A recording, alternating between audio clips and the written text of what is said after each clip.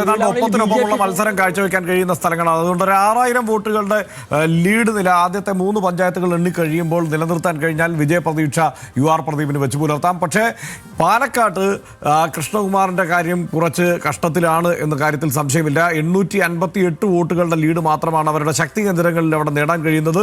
ആ ശക്തി കേന്ദ്രങ്ങളിൽ നിന്ന് UDF-നും LDF-നും വോട്ട് ചോർത്താൻ കഴിഞ്ഞിരിക്കുന്നു എന്നതാണ് ഈ ഘട്ടത്തിലെ പ്രധാനപ്പെട്ട കാര്യം. ആൽവിൻ ചേരുന്നുണ്ട് പാലക്കാട് നിന്ന്. ആൽവിൻ, UDF കേന്ദ്രങ്ങളിലെ ആഘോഷവും ആഹ്ലാദവും ഇപ്പോൾ തന്നെ നമുക്ക് കാണാൻ കഴിയുന്നുണ്ട്. അവരുടെ പ്രതീക്ഷ എങ്ങനെയാണ്? ഈ നിലയ്ക്ക് പോയാൽ എങ്ങനെ അന്തിമ ഫലം വരുമെന്നാണ് കരുതുന്നത്?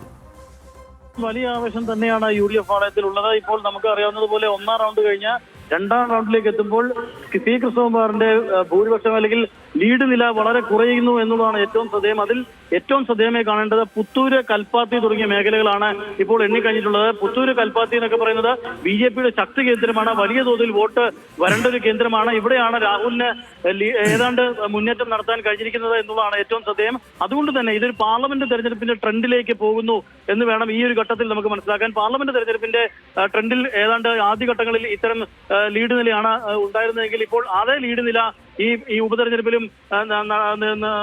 പുലർത്താൻ UDF-ന് കഴിയുന്നു എന്നുള്ളത് ശ്രദ്ധേയമാണ്. ഇപ്പോൾ ലീഡ് നില വളരെ കുറഞ്ഞിട്ടുണ്ട്. പുത്തൂര്, കൽപ്പാത്തി തുടങ്ങിയ മേഖലകളാണ് എണ്ണി തുടങ്ങിയത്. BJPയുടെ ശക്തി കേന്ദ്രങ്ങളാണ്.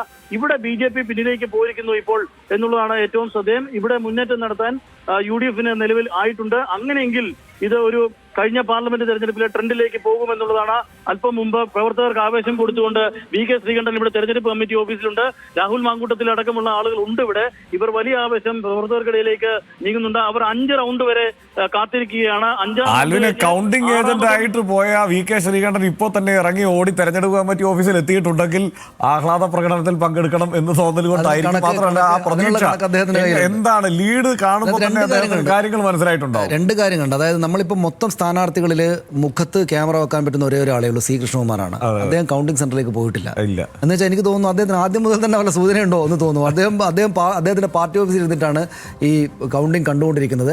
എന്നാൽ മറ്റെല്ലാവരും കൗണ്ടിംഗ് സെന്ററിലാണുള്ളത്. എന്ന് മാത്രമല്ല ആത്മവിശ്വാസ പ്രകടനം തന്നെ ആയിട്ട് വ്യാഖ്യാനിക്കാവുന്ന വിധത്തിൽ ഇദ്ദേഹം കൗണ്ടിംഗ് ഏജന്റ് ആയിട്ട് അവിടെ പോവുകയും ചെയ്തു. ഇപ്പൊ അവിടുന്ന് ഇറങ്ങിയത്രേ. അവിടെ നിന്ന് ഇറങ്ങി. കാരണം അതെന്താ വെച്ചാൽ കൃത്യമായ ഒരു സൂചന കിട്ടിക്കഴിഞ്ഞപ്പോൾ അവിടെ നിന്ന് ഇറങ്ങി. ഇനിയിപ്പോൾ അവിടെ ഇരിക്കേണ്ട കാര്യമില്ലല്ലോ. ഈ ആഘോഷത്തിൽ ആണ് വേണ്ടത് എന്ന് തോന്നിക്കാണും. എന്തായാലും നമുക്കിപ്പോഴൊന്നും പ്രവചിക്കാൻ കഴിയില്ല.